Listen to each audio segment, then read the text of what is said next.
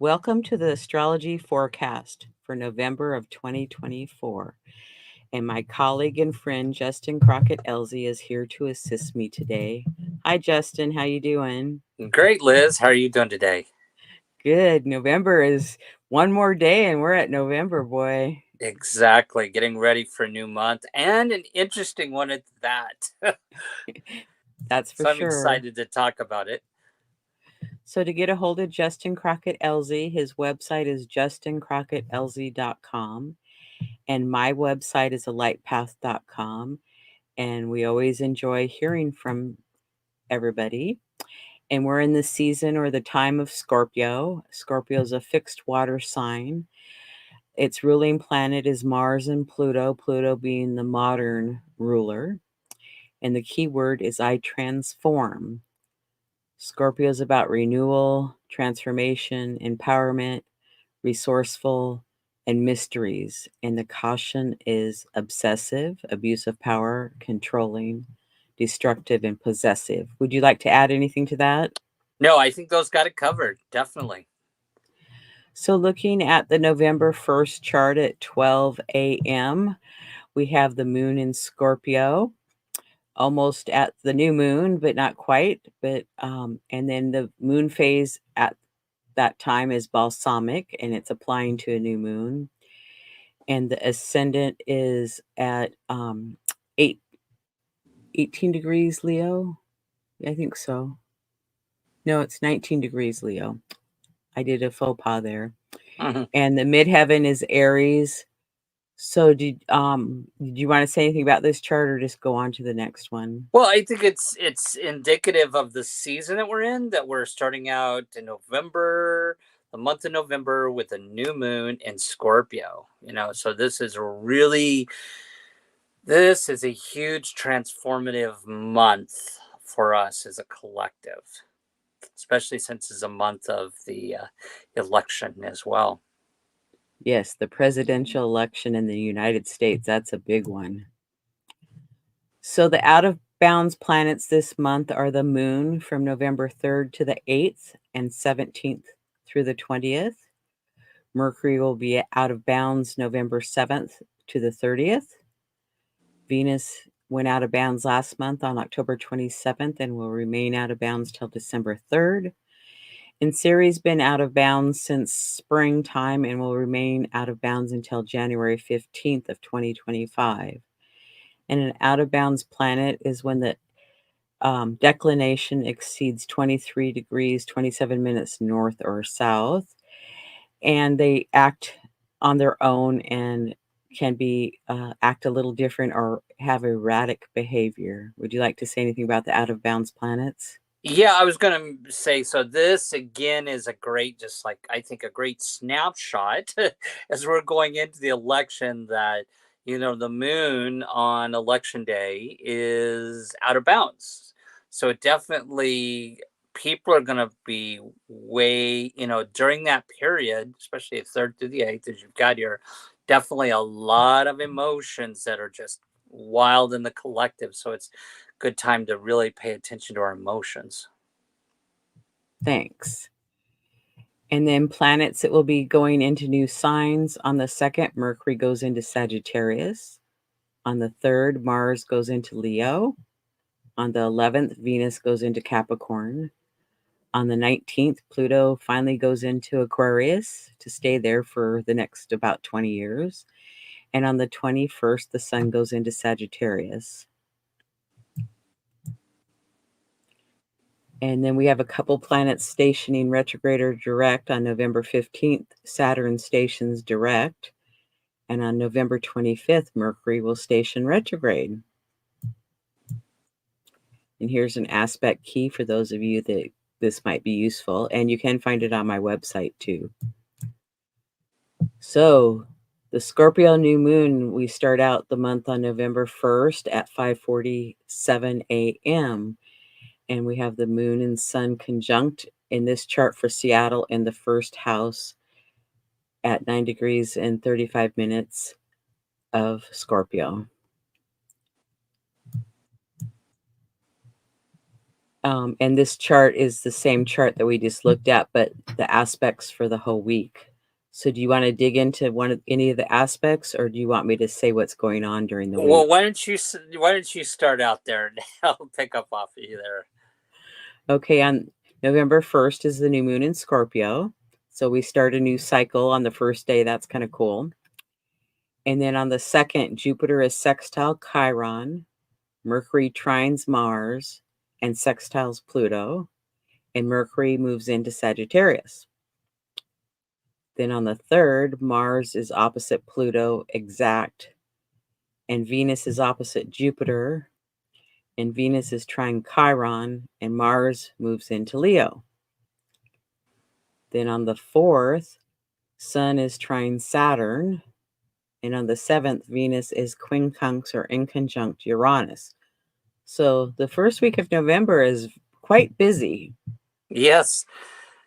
So, I think if I was to point out, somebody was asking me what I think is the most important aspect in that this particular month and even going forward that's actually affecting us for a while, it's gonna be there for a while, is the Mars Pluto opposition. That to me, I don't know, maybe be curious what you think, if this is this, if what you think about this, but to me that is the one out of all of it that says that brings in the most inflection point, because the Mars Pluto opposition being a point of tension and um, change and tension. What do you think? Well, I would have to agree with you, and Mars and Pluto are going to be opposite each other for several months off and on exact. So they're still kind of, close to that. So, this is like the first time, and then it, will happen again. And it happens every, probably a couple times a year or every other year that Right, Mars will be opposite Pluto. But it just seems like so much is going on right now that that's kind of adding to the tension in the world, so to speak. And right. it is in a T square with Juno of how we do relationships. So to me, that even intensifies it a little bit more. Absolutely. It almost feels like to me, you got Pluto here and it's tethering Mars, and Mars is going to go, it's going direct right now, and and then it's going to go retrograde and then direct, and this whole time it's being tethered by Pluto. It's almost like we can't really move forward, and there's going to be a really kind of a question of what direction we go in next. Um, as we move into the new year. So I think this is really important planet aspect to watch for the next 3 or 4 months. Well, and I would think with that aspect that hidden things or buried things could see the light of day, and it could be unexpected. Yeah. Oh, absolutely. And power struggles, I think this is a key. That's one aspect of that, is a power struggle. Um, and I think because it is in Capricorn to Cancer, and of course Leo, um, there's an emotional aspect to it, to really just how we emotionally move forward at this particular point in time. And it's asking us to go more inward. The Cancer Capricorn opposition, Cancer's about going more inward versus outward, and thinking about that. Exactly. And then that other opposition with Mercury and Uranus, I kind of think of that as our regular mind and our higher mind, so to speak. And it's like they're in this opposition. So to me, it feels like it wants to pull us into, a more higher way of being, if that makes sense. Yeah, and I think this also brings intention as well. Taken from somebody has Mercury squared Uranus, in a chart. It's like, but it's opposing here, so it's almost, to me, from a, whereas Mars and Pluto is about action and taking action, Mars take action. We have a thinking component here where there's a tension between Mercury and Uranus. So I think again this brings in an element of questioning things, and Yes. being able to and change as well, change the way we're thinking. Right. Get more information so you can maybe make a different, have a different Choices. feel or choice or feel that. And Right. then Mars is in a grand trine with Mercury and Neptune in water, so that even more enhances the emotional feelings of, we could have highs and lows at this point, but, you know, Right. very emotional time for sure. Definitely, since Neptune represents the collective there. I agree with that. And the other thing here too, I really think Mercury really plays an important role this month. Hence, it goes from another sign, but it's also out of bounds to a certain period of time, and I think that's another indicator. That's kind of crazy. It's out of bounds and it's opposing Uranus, the planet of rebellion, revolution, and change. So there's a lot of people, I would think, because of this, are wanting change, and they're willing to go out of bounds with that, which is kind of got to watch that. Well, and sometimes we don't know exactly or even have an idea of what the change should be, but we want change. Right. So, is there anything more about this chart that you'd like to talk about, or should we go to the next No, I one? say let's go into the next one. Okay, why don't you start off with this one? Okay, so what we wanted to do was just show the election day chart because it's kind of important.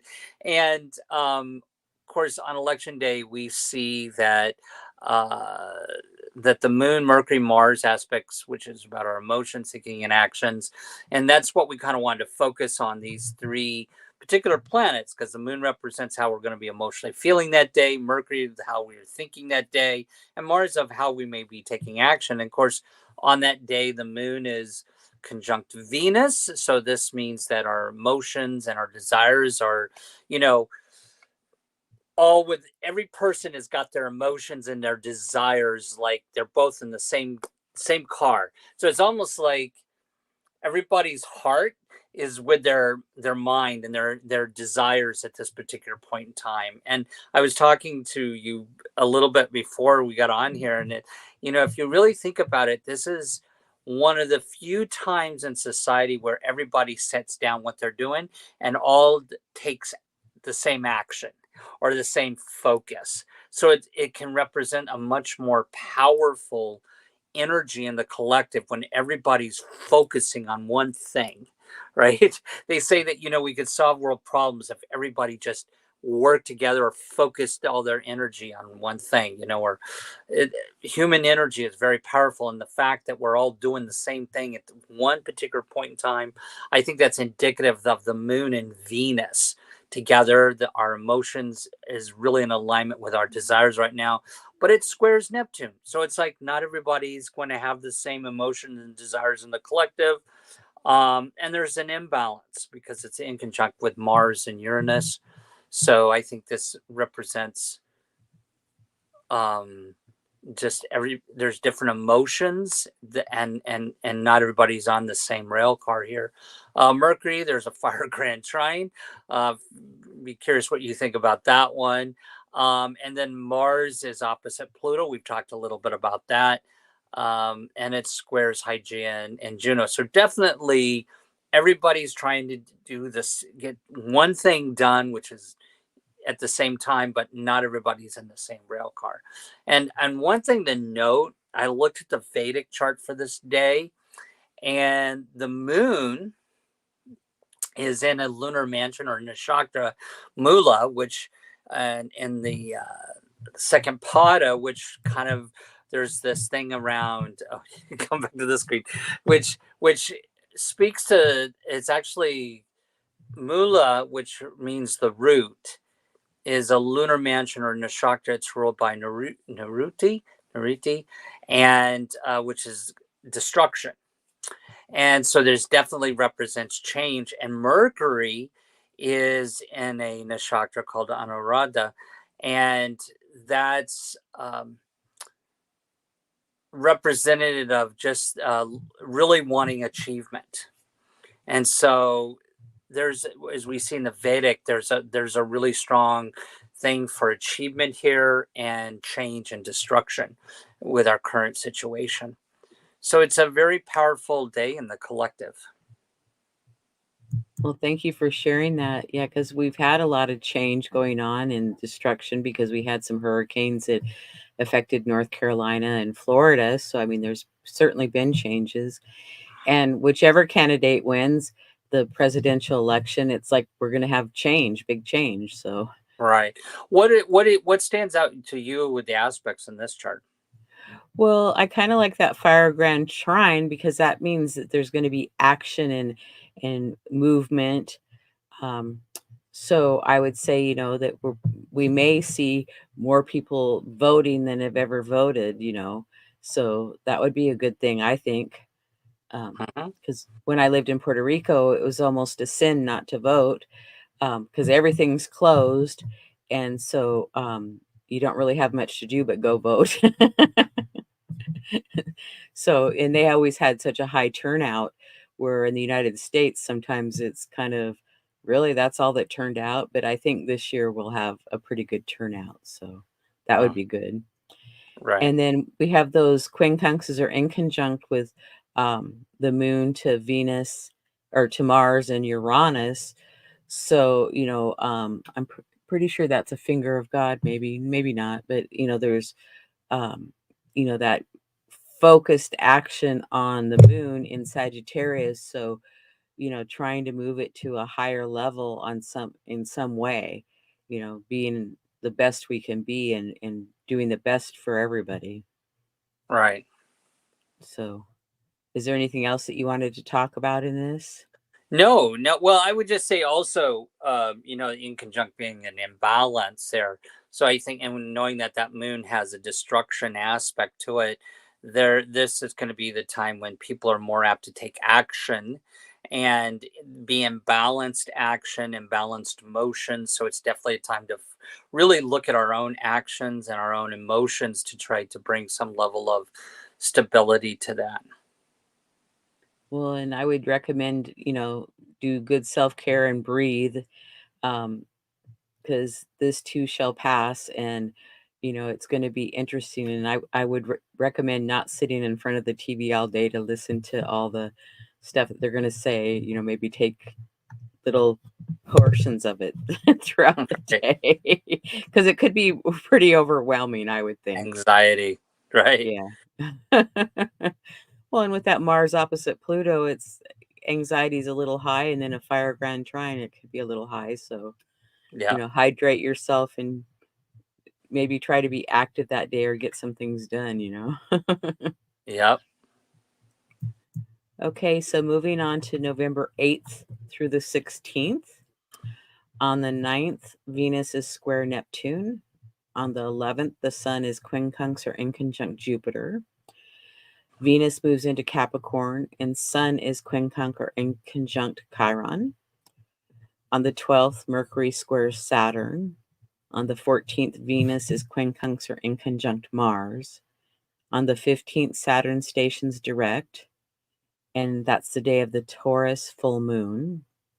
And on the 16th, we have Sun opposite Uranus. So, boy, the second week of November is pretty active too, with all those quincunxes and in conjuncts. So, it's still playing there. Right. Right. What jumps out to me here is that Mercury squaring Saturn. Um, and I think there's gonna be, and that's on the 12th.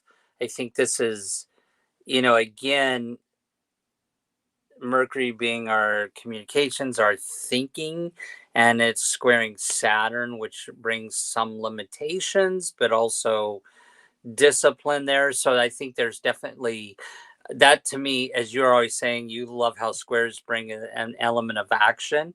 It almost feels like to me that there's going to be sort of this, it's kind of like when an earthquake happens and you have the the fault line, and that's a Mercury squaring Saturn. I think it's going to cause a decision point possibly there.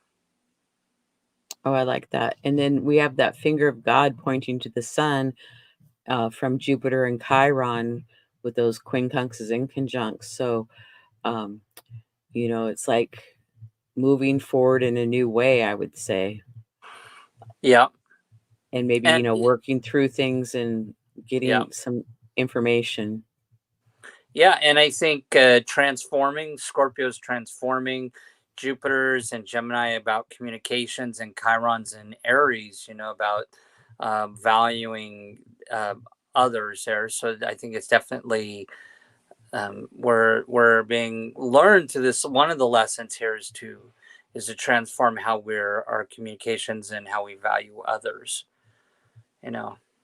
Well, and then we have a little mini grand trine there with Pluto trine Uranus, and then there's sextile to Neptune, and that's been going, kind of in and out of orb here for a couple months and will continue for a couple months. And it also, the mini grand trine can also be, I've heard it referred to as the talent trine. So it's really interesting. These outer planets are trying to work and initiate something. It feels like we're in an initiation phase of something. Yep, I definitely agree with that. Well, yeah, Pluto trine Uranus. That's definitely that's the key indicator there. Okay. Anything else to say about this? No, no, not at all. Okay, and then here's the Taurus full moon chart with the sun opposite the moon, and moon is conjunct Uranus for the Taurus full moon. That'll be interesting. Yeah. So, what do you get from that? What's your thoughts on that? Well, that our emotions could run high, but something's going on, and then we just make a swift, quick change of something. I'm not sure because, the Taurus and Scorpio are fixed signs, so they're kind of fixed and go the steady line. So on some level, I think that they're going to get an upgrade to make some shifts and changes, or that we will as a society. Right. Right. What What do you think of it? Well, of course, the thing that jumps out to me really crazily is, well, full moon is about that apex of the cycle, trying to ultimately get to that goal. So there's some type of goal here, and then because that goal, that apex of that cycle, is the moon conjunct Uranus, which is emotions and change. I think this is an inflection point with this Taurus full moon. It's like I think it does portend um, a demarcation line. Let's just put it that way, towards change, and possibly some decision or change right at that period of time. Well, and full moons are always about releasing what we no longer need or use or have use for. So maybe there's some emotions that we can release at that time. And if we do it ourselves, it can be in a gentle manner where if the cosmic 2x4 has to hit you over the head, sometimes it can be a little uncomfortable. Well, yeah, and that sun's opposing Uranus too, so it's like and it's causing, as we know that these are fixed signs, but you got that Scorpio, which is about transformation and change, and Taurus doesn't want to change, but Taurus is being forced to change here. So I think it's definitely some dynamics. It's almost like the car brakes on, but the pedals all the way to the floor. It's like pushing through, you know.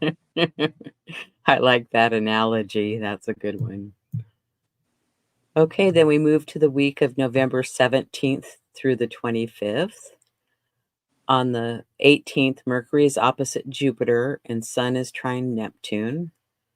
On the 19th, Mercury is trine Chiron and Pluto moves into Aquarius. On the 21st, the Sun moves into Sagittarius and the Sun is sextile to Pluto. On the 22nd, Venus is sextile Saturn. And on the 25th, Mercury stations retrograde. So, do you want to talk about any of these aspects or what's jumping out at you? A lot of them are the same that we've been talking about already.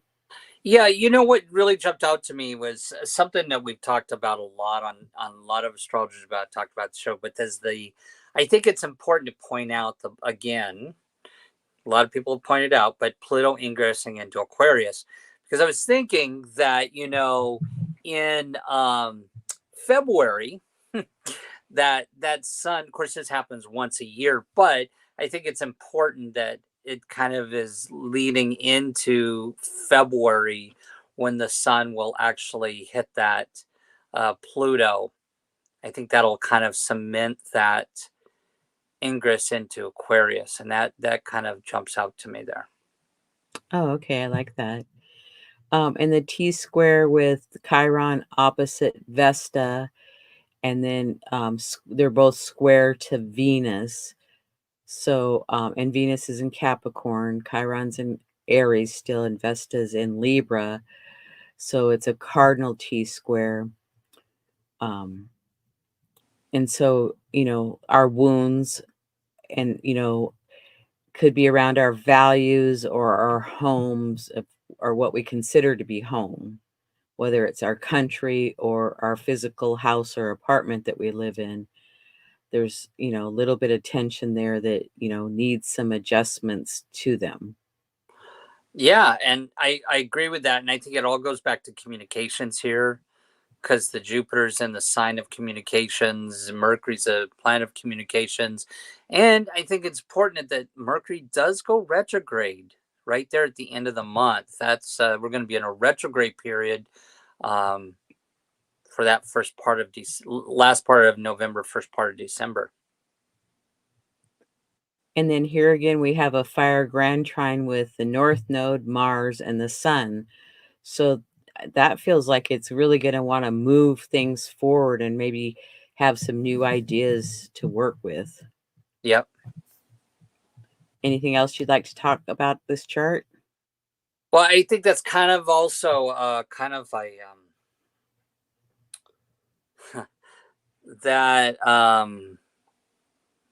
Mars and Sun and North Node all in a grand trine is an easy flow of fiery energy.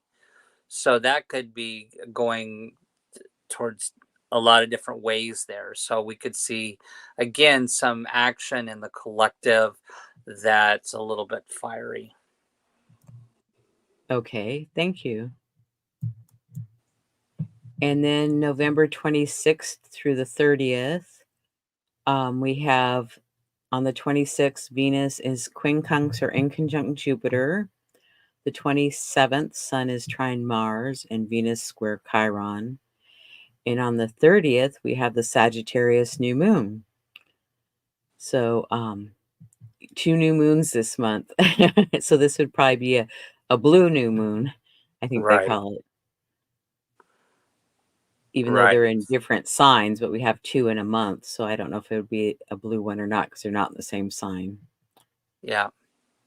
And I think it's next month I'm gonna have to say something about Mars specifically next month in December, because it goes retrograde.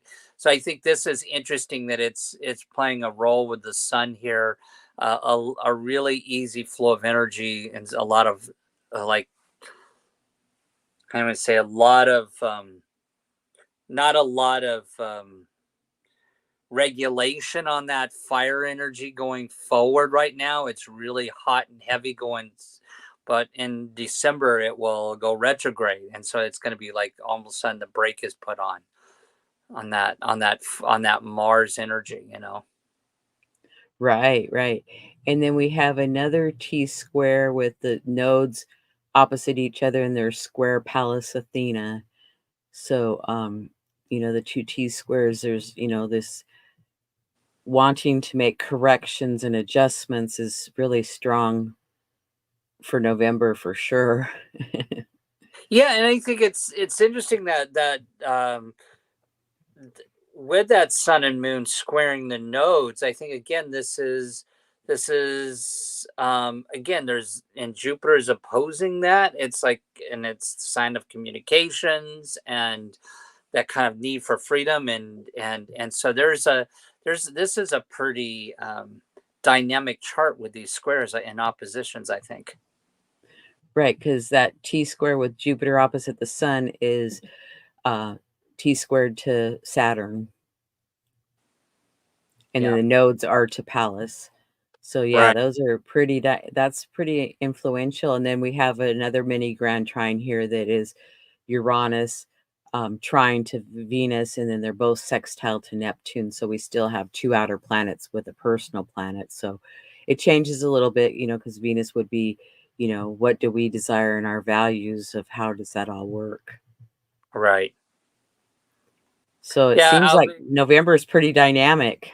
right. It'll be interesting when we do our new moon show on when we talk about we dive into this new moon chart and what that's going to look like, because that's going to be a fiery time. Let's put it that way. Exactly. So, what would you like to leave our audience with as a takeaway, or Wow, what I did you? think this month, just maybe don't listen to everything you're listening to per se, and really focus on grounding your emotions, releasing any anxiety. Just breathe. I would just say breathe. And do good self-care, whether that's a walk or exercise or a bath or Meditation, meditation. yeah, meditation Breathe. is always a great one, I think. So, Yeah. okay. So, I have a quote here. It's easy to stand in a crowd, but it takes courage to stand alone. And that's by Gandhi. And Justin and I both have newsletters and YouTube channels, so we would appreciate you subscribing to any and all of those. And upcoming episodes with Justin and myself is the astrology forecast, the full moon forecast, and Chiron asteroid series. And then the astrology star sisters talk over tea. We have a dwarf planet series, planet stationing directions series, a decan series with astrology and tarot, and a fixed star series. So lots to choose from. And then Justin and I will be on Talk Cosmos on December 1st, talking about the Sagittarius new moon. And you can watch it here on my YouTube channel.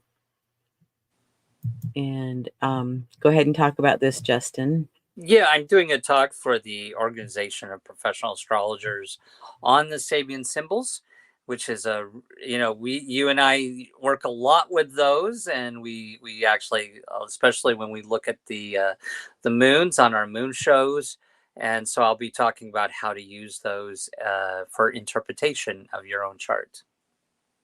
Well, I look forward to your talk. And go ahead with this. And then, of course, I do a podcast, another podcast with Michael Bartlett, who's a really great astrologer out of New Mexico. And we do a podcast called The Relationship Guys, where we look at relationship charts. So check us out.